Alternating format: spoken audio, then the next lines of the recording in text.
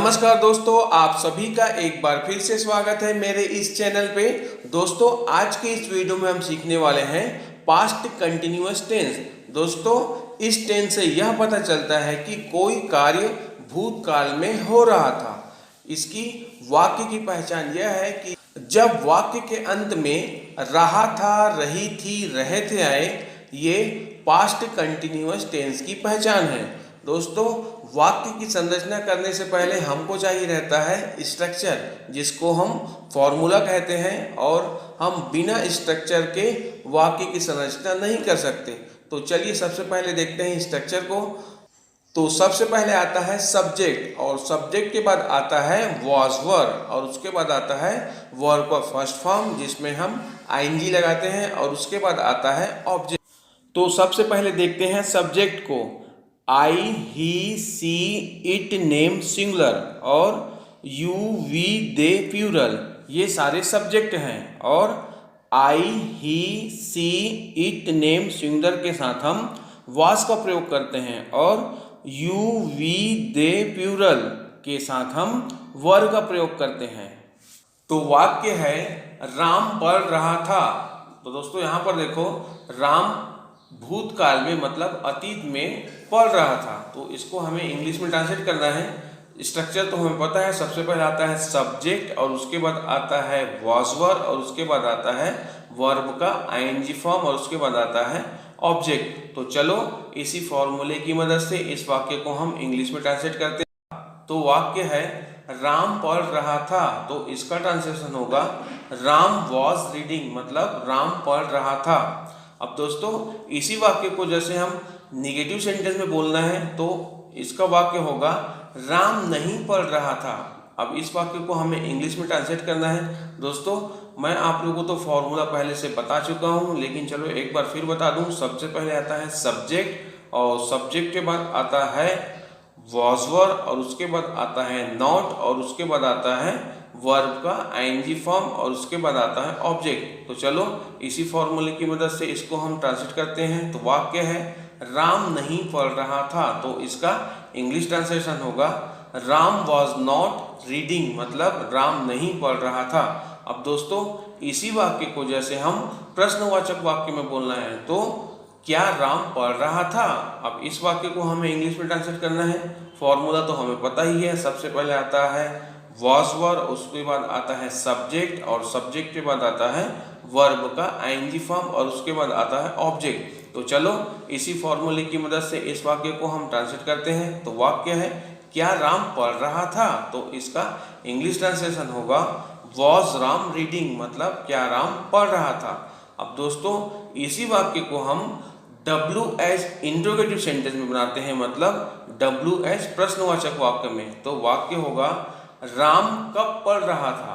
अब इसे हमें इंग्लिश में ट्रांसलेट करना है। चलो एक नज़र देख लेते हैं फॉर्मूले को। तो फॉर्मूले में सबसे पहले आता है WH, और उसके बाद आता है वॉज वर, और उसके बाद आता है सब्जेक्ट, और सब्जेक्ट के बाद आता है वर्ब का आईएनजी फॉर्म, और उसके बाद आता है ऑब्जेक्ट। तो चलो इसी फॉर्मूले की मदद से इस वाक्य को हम इंग्लिश में ट्रांसलेट करते हैं। राम कब पढ़ रहा था। तो इसका इंग्लिश ट्रांसलेशन होगा व्हेन वॉज राम रीडिंग, मतलब राम कब पढ़ रहा था। अब दोस्तों, इसी वाक्य को हमें जब WH इंट्रोगेटिव निगेटिव सेंटेंस बनाना है, मतलब WH प्रश्नवाचक नकारात्मक वाक्य, तो वाक्य है राम क्यों नहीं पढ़ रहा था। अब इस वाक्य को हमें इंग्लिश में ट्रांसलेट करना है। तो फॉर्मूला तो हमें पता है। सबसे पहले आता है WH, उसके बाद आता है वॉज वर, और उसके बाद आता है सब्जेक्ट, और सब्जेक्ट के बाद आता है नॉट, और नॉट के बाद आता है वर्ब का आईएनजी फॉर्म, और उसके बाद आता है ऑब्जेक्ट। तो चलो दोस्तों, इसी फॉर्मूले की मदद से इस वाक्य को हम इंग्लिश में ट्रांसलेट करते हैं। तो वाक्य है राम क्यों नहीं पढ़ रहा था। तो इसका इंग्लिश ट्रांसलेशन होगा why was Ram not reading, मतलब राम क्यों नहीं पढ़ रहा, वे लोग गाना गा रहे थे। अब इस वाक्य को हमें इंग्लिश में ट्रांसलेट करना है। फॉर्मूला तो हमें पता है। सबसे पहले आता है सब्जेक्ट, उसके बाद आएगा वॉज वर, और उसके बाद आता है वर्ब का आईएनजी फॉर्म, और उसके बाद आता है ऑब्जेक्ट। तो चलो दोस्तों, इसी फॉर्मूले की मदद से इस वाक्य को हम इंग्लिश में ट्रांसलेट करते हैं। तो वाक्य है, वे लोग गाना गा रहे थे। तो इसका इंग्लिश ट्रांसलेशन होगा they were singing a song, मतलब वे लोग गाना गा रहे थे। अब दोस्तों, इसी वाक्य को जैसे हम निगेटिव सेंटेंस में बनाना है तो इसका वाक्य होगा वे लोग गाना नहीं गा रहे थे। अब इस वाक्य को हमें इंग्लिश में ट्रांसलेट करना है तो इसका इंग्लिश ट्रांसलेशन होगा they were not singing a song, मतलब वे लोग गाना नहीं गा रहे थे। अब दोस्तों, इसी वाक्य को हमें इंट्रोगेटिव सेंटेंस बनाना है, मतलब प्रश्नवाचक वाक्य में। तो वाक्य है, क्या वे लोग गाना गा रहे थे। अब इस वाक्य को हमें इंग्लिश में ट्रांसलेट करना है तो इसका इंग्लिश ट्रांसलेशन होगा वर दे सिंगिंग अ सॉन्ग, मतलब क्या वे लोग गाना गा रहे थे। अब दोस्तों, इसी वाक्य को हमें WH इंट्रोगेटिव सेंटेंस बनाना है, मतलब WH प्रश्नवाचक वाक्य में। तो वाक्य होगा वे लोग कहाँ गाना गा रहे थे। अब इस वाक्य को हमें इंग्लिश में ट्रांसलेट करना है तो इसका इंग्लिश ट्रांसलेशन होगा where were they singing a song.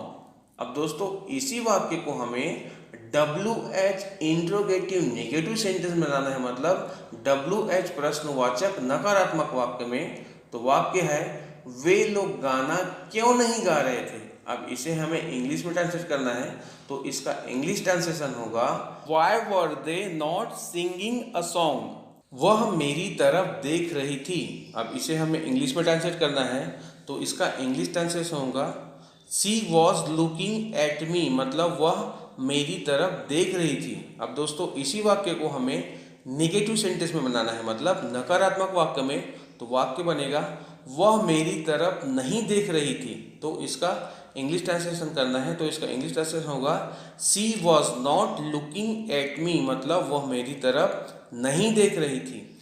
अब दोस्तों, इसी वाक्य को इंटरोगेटिव सेंटेंस बनाना है, मतलब प्रश्नवाचक वाक्य में। तो वाक्य है, क्या वह मेरी तरफ देख रही थी। अब इसका इंग्लिश ट्रांसलेशन करना है तो इसका इंग्लिश ट्रांसलेशन होगा was she looking at me, मतलब क्या वह मेरी तरफ देख रही थी। अब दोस्तों, इसी वाक्य को हमें WH इंट्रोगेटिव सेंटेंस बनाना है तो वाक्य होगा वह मेरी तरफ क्यों देख रही थी। तो इसका इंग्लिश ट्रांसलेशन होगा why was she looking at me, मतलब वह मेरी तरफ क्यों देख रही थी। अब दोस्तों, इसी वाक्य को हमें WH इंट्रोगेटिव नेगेटिव सेंटेंस में बनाना है, मतलब WH प्रश्नवाचक नकारात्मक वाक्य में।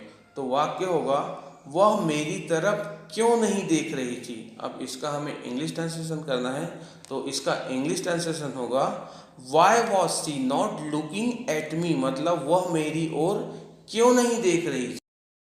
दोस्तों, अभी तक हमने सीखा जब वाक्य के अंत में रहा था, रही थी, रहे थे आए, ये पास्ट कंटिन्यूअस टेंस के वाक्य हैं। लेकिन कभी कभी ऐसे वाक्य भी आते हैं जिसके वाक्य के अंत में रहा था, रही थी, रहे थे नहीं आते, वो भी पास्ट कंटिन्यूअस टेंस के वाक्य होते हैं। तो चलिए देखते हैं। वह खड़ा था। दोस्तों, ये पास्ट कंटिन्यूअस टेंस का वाक्य है क्योंकि अतीत में क्रिया जारी थी। अब इसे हमें इंग्लिश में ट्रांसलेट करना है तो इसका इंग्लिश ट्रांसलेशन होगा ही वॉज स्टैंडिंग, मतलब वह खड़ा था, वह कतार में खड़ा था। अब इस वाक्य को हमें इंग्लिश में ट्रांसलेट करना है, ये भी पास्ट कंटिन्यूअस टेंस का वाक्य है तो इसका इंग्लिश ट्रांसलेशन होगा he was standing in a Q, मतलब वह कतार में खड़ा था, वह बैठा था। दोस्तों, यहाँ पर देखो बैठने की क्रिया अतीत में जारी थी तो इसका इंग्लिश ट्रांसलेशन होगा ही वॉज सिटिंग, मतलब वह बैठा था, वह रसोई में बैठी थी। अब इसका इंग्लिश ट्रांसलेशन होगा she was sitting in the kitchen, मतलब वह रसोई में बैठी थी। तो दोस्तों, ये थे कुछ ऐसे वाक्य जिसके वाक्य के अंत में रहा था, रही थी, रहे थे नहीं आता, लेकिन ये पास्ट कंटिन्यूअस टेंस का वाक्य है। तो आप इसको अच्छे से समझ लीजिए जिससे आपको कंफ्यूजन नहीं होगा और आप पास्ट कंटिन्यूअस टेंस के वाक्य को आसानी से समझ जाएंगे।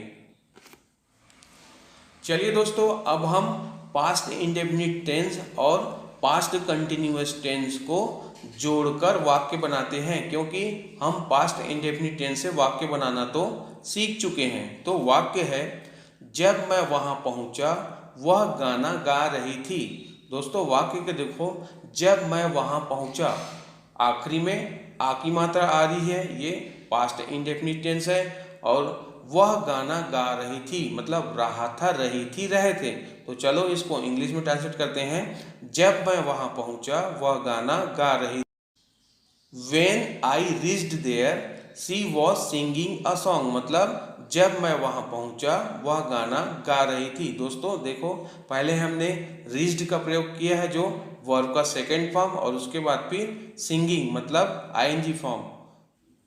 अब चलो दोस्तों इसी वाक्य को हम निगेटिव सेंटेंस बनाते हैं, मतलब नकारात्मक वाक्य में। जब मैं वहाँ पहुँचा वह गाना नहीं गा रही थी। अब इसका इंग्लिश ट्रांसलेशन होगा, When I reached there, she was not singing a song, मतलब जब मैं वहाँ पहुँचा वह गाना नहीं गा रही थी। मैंने उसे देखा वो पढ़ रहा था।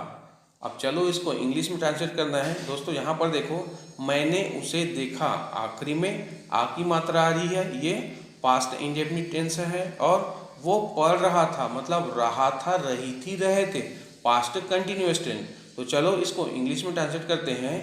I saw him he was reading, मतलब मैंने उसे देखा वो पढ़ रहा था। दोस्तों अब इसी वाक्य को नेगेटिव सेंटेंस में बोलना है, तो वाक्य होगा, मैंने उसे देखा वो नहीं पढ़ रहा था। तो चलो इसको हम इंग्लिश में ट्रांसलेट करते हैं। I saw him he was not reading, मतलब मैंने उसे देखा वो नहीं पढ़ रहा था।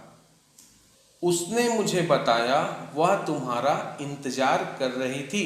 अब दोस्तों यहाँ पर देखो, उसने मुझे बताया, आखिरी में आ की मात्रा आ रही है, और उसके बाद वह तुम्हारा इंतजार कर रही थी मतलब पास्ट कंटिन्यूअस टेंस। तो चलो इसको इंग्लिश में ट्रांसलेट करते हैं। He told me she was waiting you, मतलब उसने मुझे बताया वह तुम्हारा इंतजार कर रही थी। अब दोस्तों इसी वाक्य को हम नेगेटिव सेंटेंस बनाते हैं, मतलब नकारात्मक। उसने मुझे बताया वह तुम्हारा इंतजार नहीं कर रही थी। दोस्तों यहाँ पर देखो, उसने मुझे बताया, आखिरी में आ की मात्रा आ रही है, ये पास्ट इंडेफिनिट टेंस है, और उसके बाद फिर वह तुम्हारा इंतजार नहीं कर रही थी मतलब रहा था, रही थी, रहे थे, पास्ट कंटिन्यूअस टेंस। तो चलो इसको इंग्लिश में ट्रांसलेट करते हैं। He told me she was not waiting you, मतलब उसने मुझे बताया वह तुम्हारा इंतजार नहीं कर रही थी। जब मैंने देखा लड़के दौड़ रहे थे। अब इसको इंग्लिश में ट्रांसलेट करना है। जब मैंने देखा, यह पास्ट इंडेफिनिट टेंस, और उसके बाद फिर लड़के दौड़ रहे थे मतलब रहा था, रही थी, रहे थे। तो इसका इंग्लिश ट्रांसलेशन होगा, When I saw boys were running, मतलब जब मैंने देखा लड़के दौड़ रहे थे। अब दोस्तों इसी वाक्य को नेगेटिव सेंटेंस बनाना है, तो वाक्य है, जब मैंने देखा लड़के नहीं दौड़ रहे थे। तो इसका इंग्लिश ट्रांसलेशन होगा, When I saw boys were not running, मतलब जब मैंने देखा लड़के नहीं दौड़ रहे थे। तो दोस्तों ये था पास्ट इंडेफिनिट टेंस और पास्ट कंटिन्यूअस को जोड़ के मैंने कुछ वाक्य बनाए और उसको हमने ट्रांसलेट भी किया। दोस्तों उम्मीद करता हूँ ये वीडियो आपको अच्छी लगी होगी। यदि मेरी वीडियो आपको अच्छी लगी हो तो प्लीज़ आप इस वीडियो को अपने सभी दोस्तों को शेयर कीजिए, जिससे वो भी पास्ट कंटिन्यूअस टेंस को अच्छे से समझ पाएंगे। तो आज की क्लास हम यहीं समाप्त करते हैं, मिलते हैं नेक्स्ट वीडियो में। तब तक के लिए बाय बाय, टेक केयर।